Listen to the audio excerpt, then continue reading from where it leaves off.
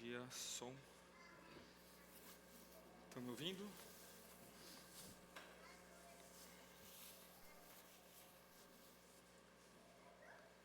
Isso, obrigado. Vou fazer Não quer? Para baixo? Vai, volta. Isso, obrigado. Bom dia. Muito bom ver vocês aqui. A Du brincou comigo no começo, a gente fala no ADNA que a gente se separa em grupos, né? Aí tem os arrebatados e os remanescentes fiéis. Então nós somos os remanescentes fiéis, amém? Nós não somos deixados para trás, certo? Vamos orar pensando na mensagem de hoje? Senhor Deus, quero agradecer ao Senhor pela vida de cada um aqui. Agradecer para aqueles que estão no casamento do John e da Mimi. Que o Senhor guarde a vida deles. Mas que a gente possa prestar um louvor a Ti, um culto a Ti que Te agrade, ó Pai. E que a gente possa crescer em santificação, ser edificado pela Tua palavra. Que o Senhor me use, mas que a Tua palavra e a Tua vontade seja feita apesar de mim. É por isso que eu oro e agradeço em nome de Jesus. Amém, Senhor. Então, algumas semanas, né, o Pierre pediu para eu preparar uma mensagem. E eu comecei a estudar uma passagem de 1 de Pedro. E aí ele me ligou e falou, olha, podem ser 2 mensagens? Depois podem ser 3? Viraram 4 com o Natal da semana passada. Então, há tempo, graças a Deus, a gente espera entregar aquilo que agrade a Deus e seja edificante para a nossa igreja. Na semana passada, eu estava pensando na carta de 1 de Pedro e eu trouxe essa passagem, né? A ideia foi glorificar a Deus, né? Louvar a Deus pela sua obra. Então, dentro da temática do Natal, eu pensei ali nas etapas da obra de Deus, né? Na criação, na encarnação e também na aplicação, né? Na salvação dos eleitos.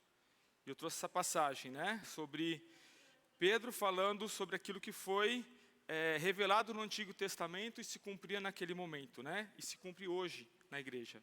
Diz assim: a eles foi revelado que, não para si mesmo, mas para vós outros, ministravam as coisas que agora vos foram anunciadas por aqueles que, pelo Espírito Santo enviados do céu, vos pregam o Evangelho, coisas estas que os anjos anelam por escrutar. Então, na mensagem de hoje, eu queria pensar nesse tema, né? O louvor que é devido a Deus pela sua salvação e pensar em cada pessoa da Trindade. Então, eu queria me concentrar em algumas passagens. É claro que nas próximas semanas, esse estudo não vai ser exaustivo. Mas eu queria pegar alguns pontos e estudar e aplicar em nossas vidas. Então, pensando no início, na introdução da carta, ela começa assim: Pedro, apóstolo de Jesus Cristo, aos eleitos que estão forasteiros da dispersão no Ponto, Galácia, Capadócia, Ásia e Bitínia, eleitos segundo a presciência de Deus Pai, em santificação do Espírito, para a obediência e a aspersão do sangue de Jesus Cristo. Graça e paz vos sejam multiplicadas.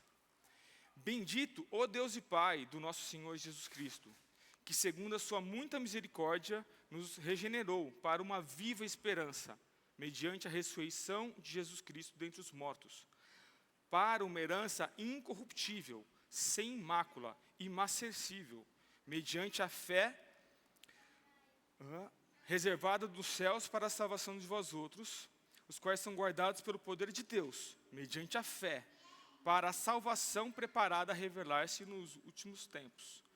Nisto exultai, embora no presente, por breve tempo, se necessário, sejais contristados por várias provações, para que, uma vez confirmado o valor da vossa fé, muito mais preciosa do que ouro perecível, mesmo apurado por fogo, redunde em louvor, glória e honra na revelação de Jesus Cristo, a quem não havendo visto há mais, o qual não vem da agora, mas, crendo, exultais com alegria indizível, cheia de glória, obtendo o fim da vossa fé, a salvação da vossa alma.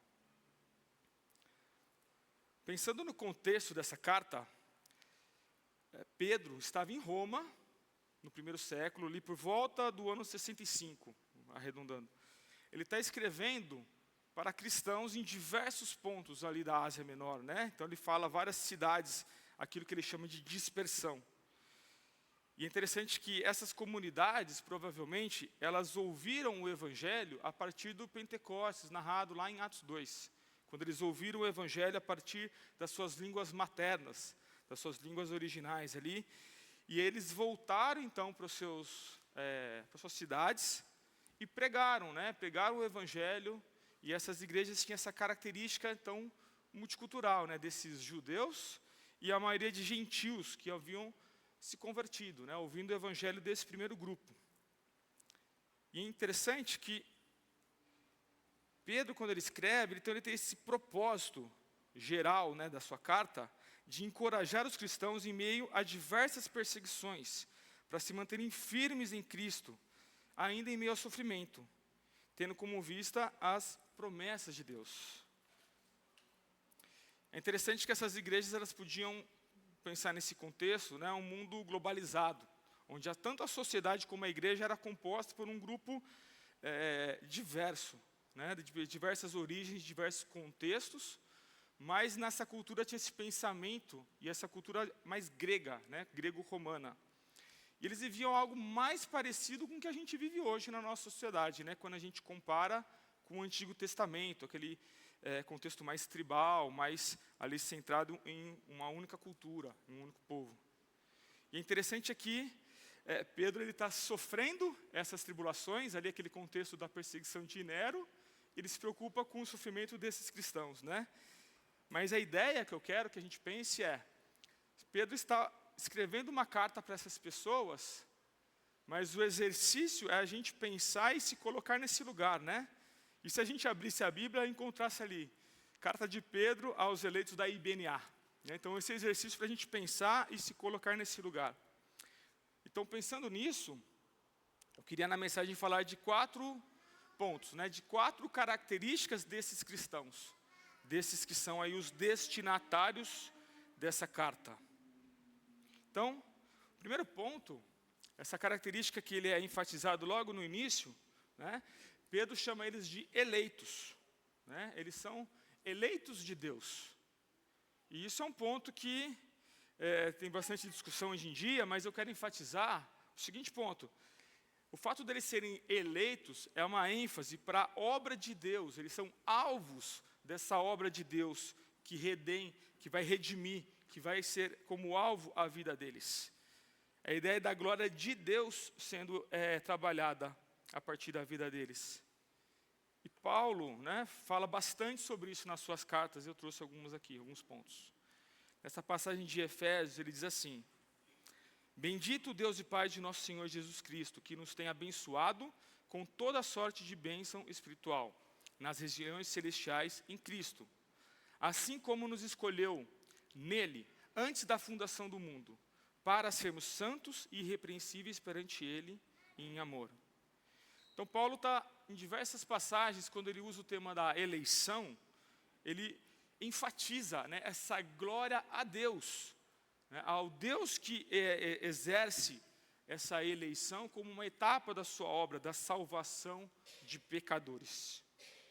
A ideia de que ser salvo não exige mérito nenhum, né, não existe glória naquele que precisa ser resgatado da sua condição, daquele que precisa ser salvo. A segunda condição, a segunda característica, será que eu pulei? Está aqui.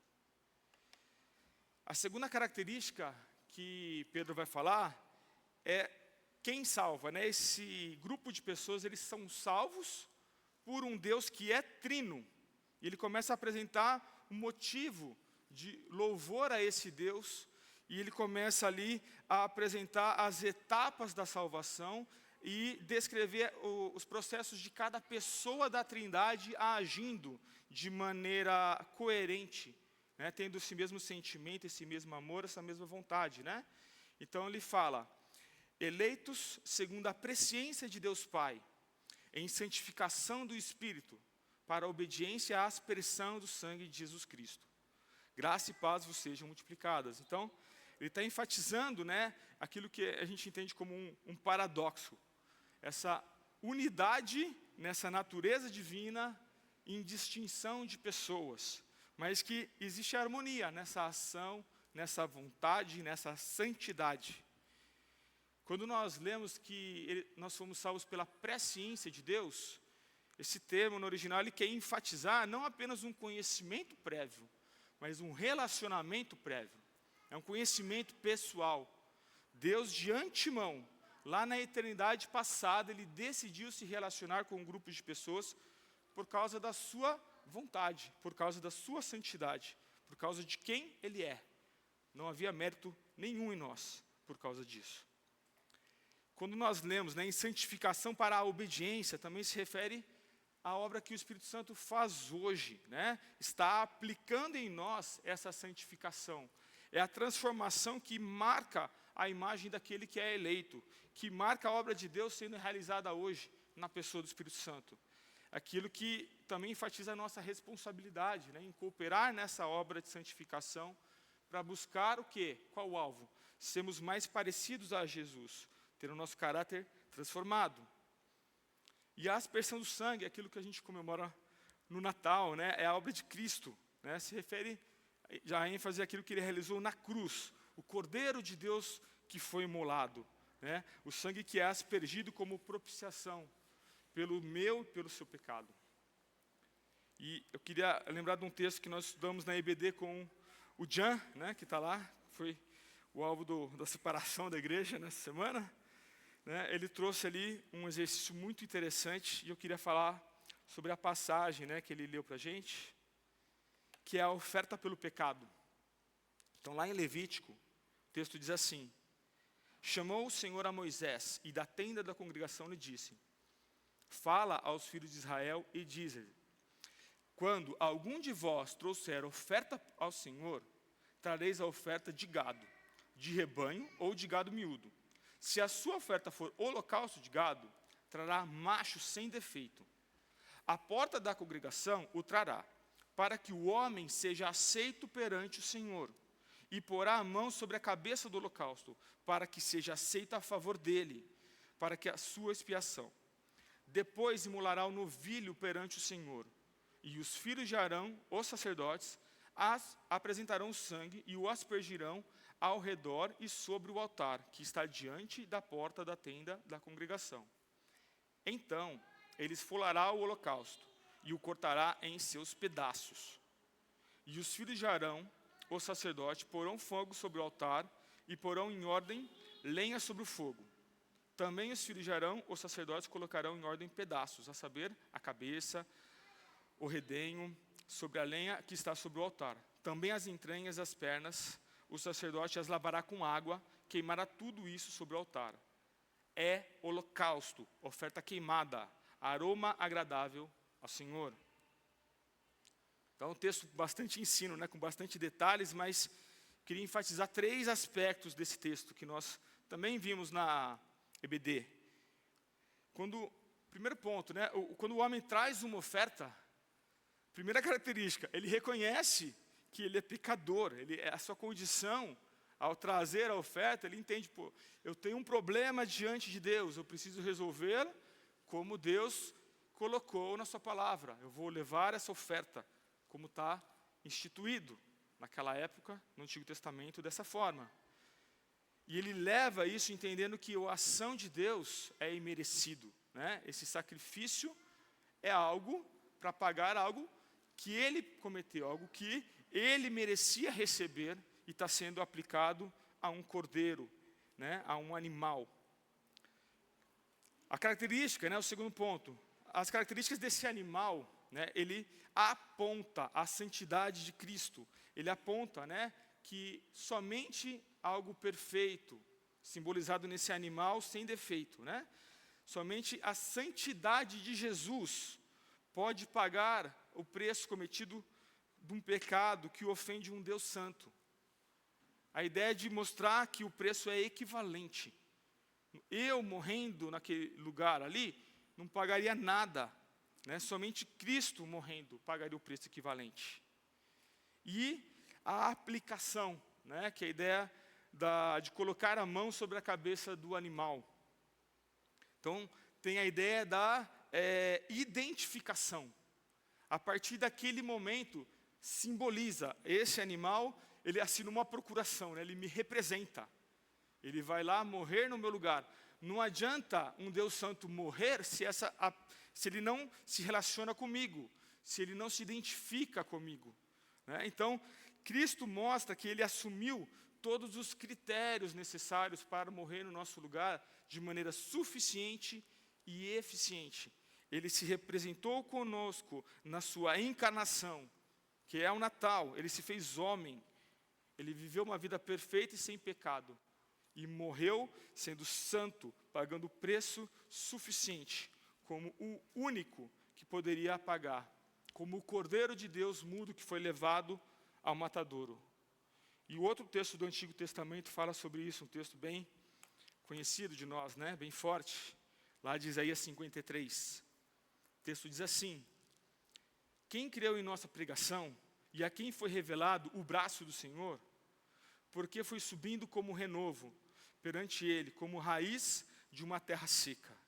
Não tinha aparência nem formosura. Olhamo-no, mas nenhuma beleza havia que nos agradasse. Era desprezado e o mais rejeitado entre os homens. Homem de dores e que sabe o que é padecer. E como um dos quem os homens escondem o rosto, era desprezado, e dele não fizemos caso. Certamente ele tomou sobre si as nossas enfermidades, e as nossas dores levou sobre si. E nós o reputávamos por aflito, ferido de Deus e oprimido. Mas ele foi transpassado pelas nossas transgressões e moído pelas nossas iniquidades. O castigo que nos traz a paz estava sobre ele, e pelas suas pisaduras fomos sarados. Todos nós andávamos desgarrados como ovelhas, e cada um se desviava pelo caminho. Mas o Senhor fez cair sobre ele a iniquidade de todos nós. Ele foi oprimido e humilhado, mas não abriu a boca. Como o cordeiro foi levado ao matadouro, e como ovelha muda diante de seus tosqueadores, ele não abriu a boca. Por juízo opressor foi arrebatado, e da sua liagem quem dela cogitou? Porquanto foi cortado da terra dos viventes, por causa da transgressão do meu povo, ele foi ferido. Designaram sepultura com os perversos, mas com o rico esteve na sua morte, posto que nunca fez injustiça, nem dolo algum se achou em sua boca. Todavia, ao Senhor agradou moê-lo, fazendo-o enfermar, quando dera a ele a sua alma quando oferta pelo pecado. Verá a sua posteridade e prolongará os seus dias, e a vontade do Senhor prosperará nas suas mãos. Ele verá o fruto do seu penoso trabalho, e a sua alma ficará satisfeito. O meu servo, o justo, com o seu conhecimento, justificará a muitos, porque as iniquidades dele levará sobre si. Por isso eu lhe darei muitos como a sua parte, e com os poderosos repartirá ele o despojo. Quando derramou a sua alma na morte, foi contado com os transgressores. Contudo, levou sobre si o pecado de muitos, pelos transgressores, e intercedeu. Muito forte essa passagem, né? Falando sobre um pouco do que Cristo sofreu, sentiu. Alguns pontos muito fortes, né, nessa passagem. Queria pensar lá no começo, né? Logo no início, quando Isaías vai identificar quem é esse servo, tanto no capítulo anterior como no início dessa passagem, ele fala sobre o braço do Senhor. Lá em Isaías 52 ele fala que o Senhor desnudou seus santos braços, né? Quer dizer que ele arregaçou as mangas. E a ideia é, eu vou fazer com minhas próprias mãos. Sou eu fazendo, com as minhas mãos diretamente. Então, a gente vê que esse servo, né, quando fala sobre ele, de um certo aspecto, ele é Deus ao mesmo tempo que é ferido de Deus. Ele é levado ao matadouro, ele é cortado da terra dos viventes, mas recebe a promessa de ver a sua posteridade. ele fica satisfeito com o fruto do seu penoso trabalho, que é a salvação de muitos. E com isso em mente, Pedro expressa esse motivo de louvor a Deus, baseado nessa herança que está reservada, que está guardada nos céus. E a gente vai entrar na terceira característica, então, desses destinatários da carta. Eles tinham a sua esperança não na realidade em que eles estavam, mas na eternidade. E ele diz assim: bendito Deus e Pai de nosso Senhor Jesus Cristo, que, segundo a sua muita misericórdia, nos regenerou para uma viva esperança, mediante a ressurreição de Jesus Cristo dentre os mortos, para uma herança incorruptível, sem mácula, imarcessível, reservada nos céus para vós outros.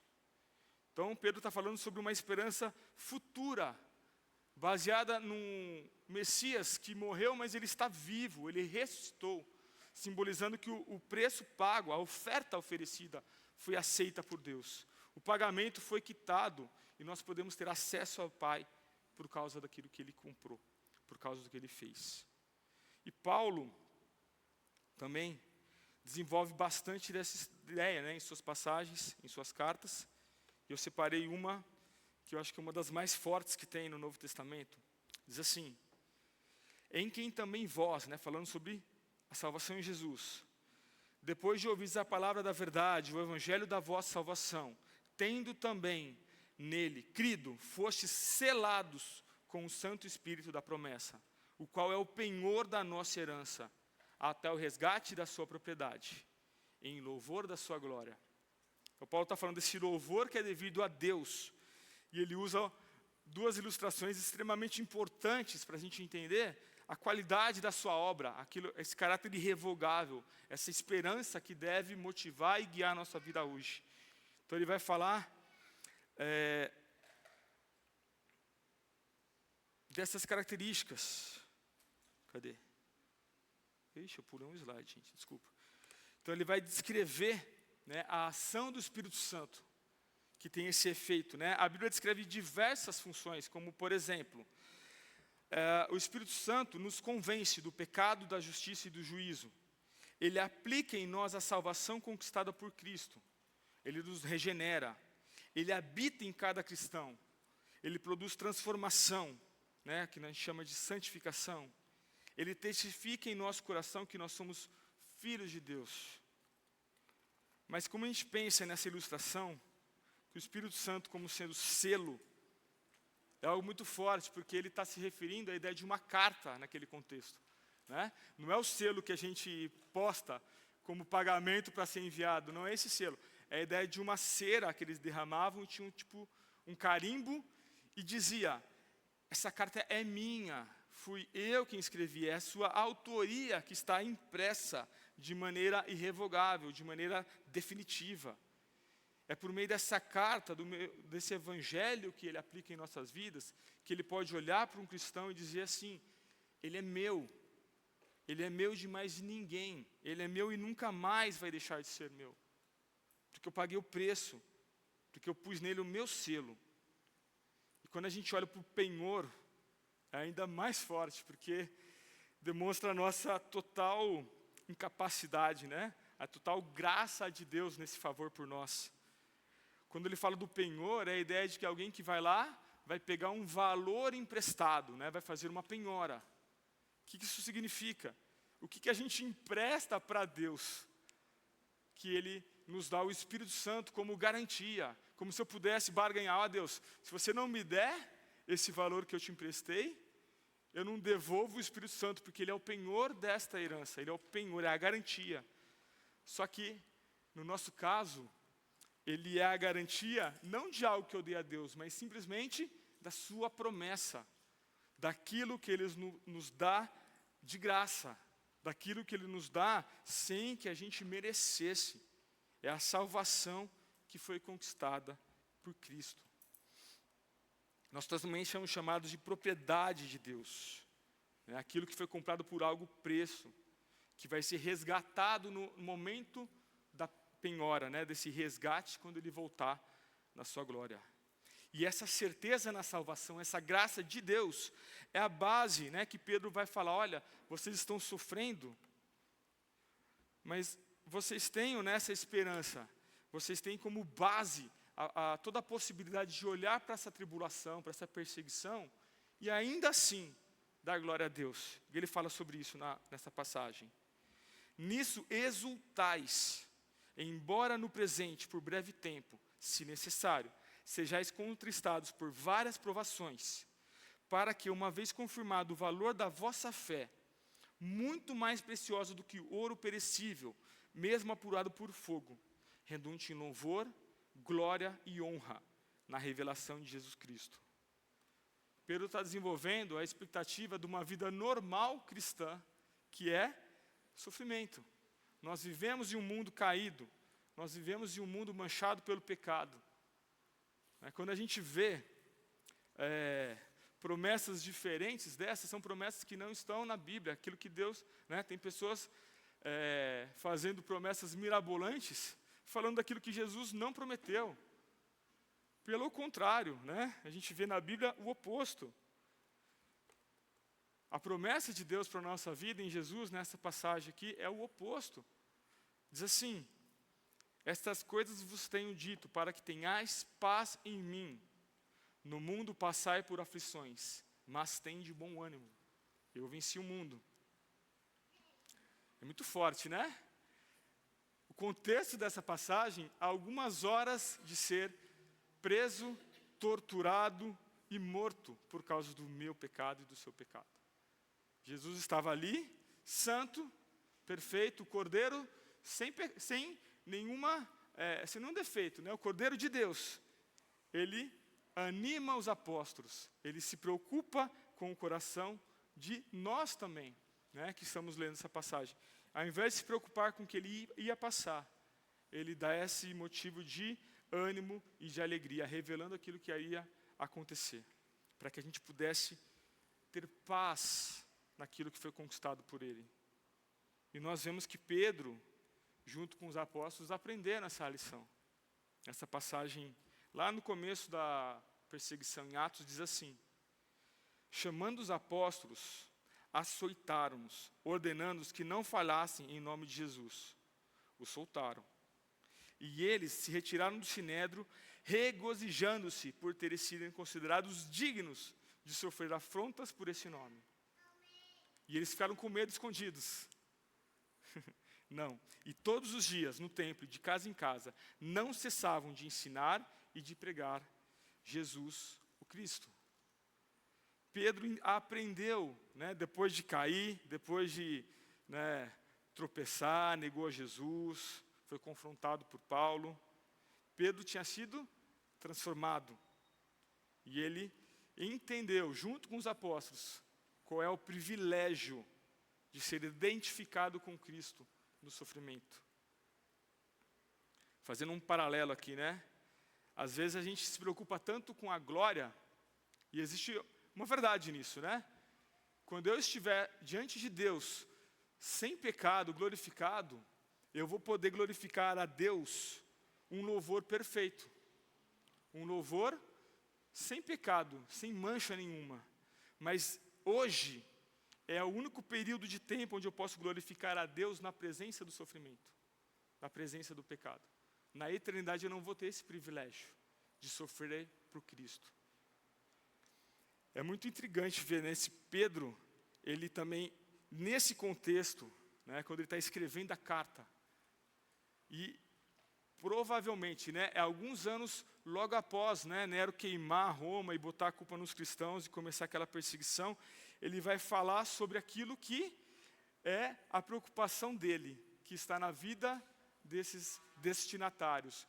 Ele sofrendo perseguição, um pouco antes da sua morte, ele escreve essa carta procurando mostrar o valor positivo da tribulação.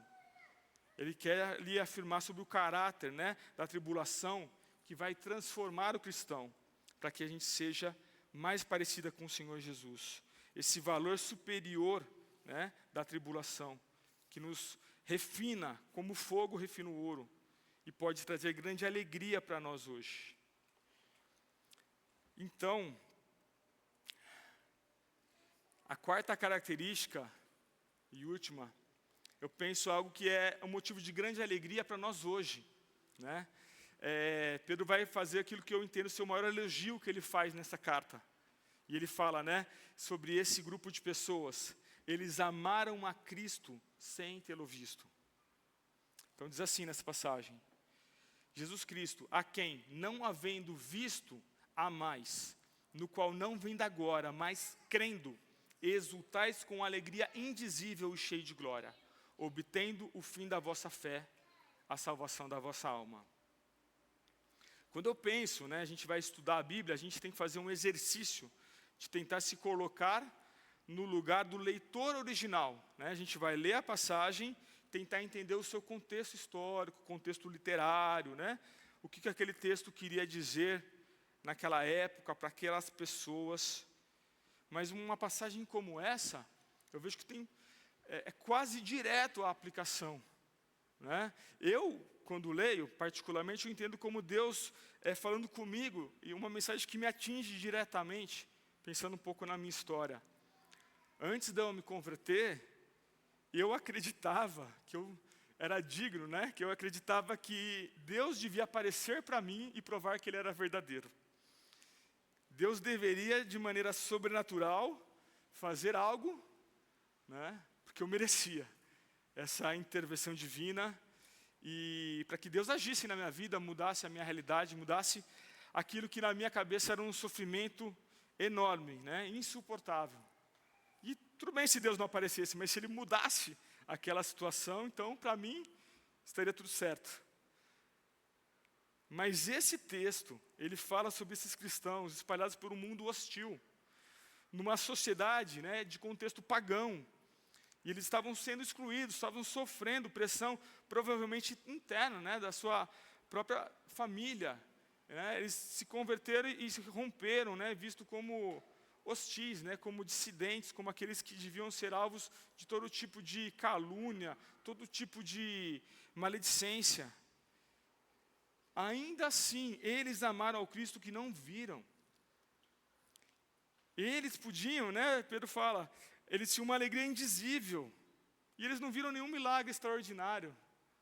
E às vezes a gente olha para outras passagens e acha que aquilo era a vida comum, né? Milagre aqui, milagre na quarta-feira, né? Que é o dia do milagre, não sei o que lá. Mas eles amaram ao Cristo que eles não viram. E eles depositaram essa esperança, essa fé, naquilo que é o que Deus promete como garantia da fé, que é a salvação da alma. Quando eu penso, finalizando, né, sobre a tribulação que eles estavam passando, né, a tribulação nada mais é uma ferramenta de Deus para nos santificar. É a ferramenta que Deus usa para nos tornar a imagem de Cristo, que é o alvo da nossa salvação, para que sem ela a gente não vai ter comunhão com Deus.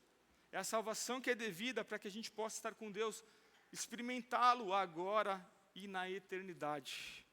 E Paulo fala muito bem sobre isso.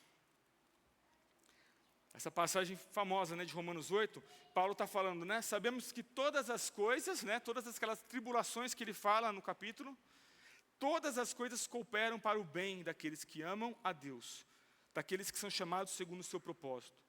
Porquanto aos que de antemão conheceu, também os predestinou para serem conformes à imagem do seu Filho, a fim de que seja o primogênito entre muitos irmãos.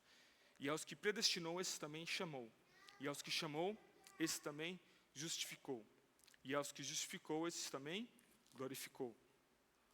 Deus nos dá motivo para louvá-lo em cada detalhe da sua obra, cada aspecto que a gente não vê muitas vezes.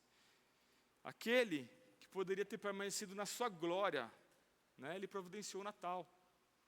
Deus, né, Jesus Cristo, ele poderia, por causa da sua santidade, da sua natureza, ficar na sua glória e nos condenar, e o nome disso seria justiça. Mas ele resolveu agir, ele entrou na história e fez o Natal que a gente comemora. Ele veio para ser o Cordeiro de Deus e morrer no meu lugar na cruz.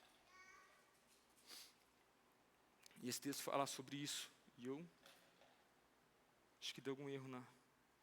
Esse texto fala sobre isso. Tende em vós mesmos o mesmo sentimento que houve também em Cristo Jesus. Pois ele, subsistindo em forma de Deus, não julgou como usurpação o ser igual a Deus. Antes, a si mesmo se esvaziou, assumindo a forma de servo, tornando-se semelhante de homens, e, reconhecido em figura humana, a si mesmo se humilhou, tornando-se obediente até a morte e morte de cruz. Pelo que também Deus o exaltou sobremaneira, e lhe deu um nome que está acima de todo nome, para que, ao nome de Jesus, se dobre todo o joelho, nos céus, na terra e debaixo da terra.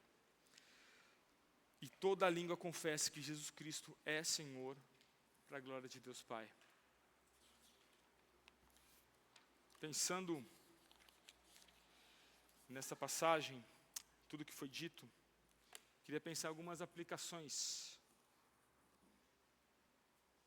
Primeiro, você é um salvo, você é um eleito, né? Você já confiou exclusivamente no pagamento feito por Cristo na cruz para livrar da condenação eterna? Você já olhou para a sua vida e reconheceu que você tem um problema diante de Deus e precisa confiar, né? Precisa se arrepender dos seus pecados e confiar na solução? Somente Ele pode prover? Se sim, a sua esperança está na eternidade como cristão, ou você vive a sua vida com Deus, né? De acordo com as circunstâncias, e você fica animado ou desanima de acordo com as tribulações, de acordo com as circunstâncias. Terceiro, você ama a Deus por aquilo que Ele já fez na sua vida? Se você é salvo, né, você vive entendendo que tem que ter gratidão pela salvação, ou você se frustra quando algo não sai de acordo com a sua preferência. Por último, você enxerga a tribulação como apenas um problema, algo que você precisa rapidamente resolver, ou como um instrumento de Deus para a sua santificação, para que a gente se torne mais parecido com Jesus. Vamos orar, amados? Senhor Deus, obrigado, Pai, pela Tua palavra. Obrigado porque o Senhor providenciou o Natal, que a nossa sociedade comemora nessa época. O Senhor fez aquilo que seria o inimaginável. O Senhor olhou para a nossa condição e, sem que a gente merecesse, o Senhor se fez homem, viveu uma vida perfeita e morreu no nosso lugar. Te peço que a Tua palavra, o Teu Evangelho, haja hoje no coração de cada um aqui, Pai. Que a gente possa ser transformado, ser salvo, para a honra do Teu nome, para o louvor da Sua glória, por causa daquilo que o Senhor fez, desde a eternidade passada, e continua fazendo hoje, pelo Espírito Santo, em nossas vidas. Te louvamos pelo aquilo que o Senhor prometeu que fará, quando voltar em glória, para que a gente possa prestar o louvor que é devido, o louvor que o Senhor merece, por causa de quem o Senhor é e que o Senhor fez e continua fazendo. É por causa disso que eu oro e te agradeço, em nome de Jesus. Amém. É isso, amados. Boa semana. Obrigado pela paciência. Vamos em paz.